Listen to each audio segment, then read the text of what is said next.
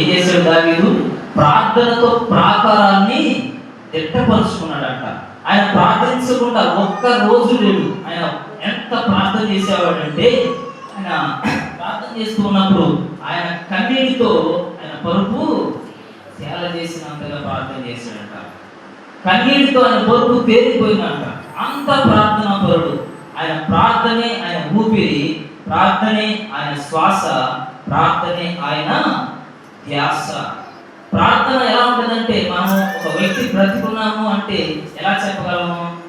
ఆ వ్యక్తి గాలి పీల్చుకునే దాన్ని బట్టి, అంటే ఆ ఉచ్ఛ్వాస నిశ్వాసను బట్టి ఆ వ్యక్తి సజీవంగా ఉన్నాడని మనము తెలుసుకోగలము. ఆ వ్యక్తిలో ఆ ఉచ్ఛ్వాస నిశ్వాస అనేది లేకపోతే ఆ వ్యక్తి చనిపోయినట్లే.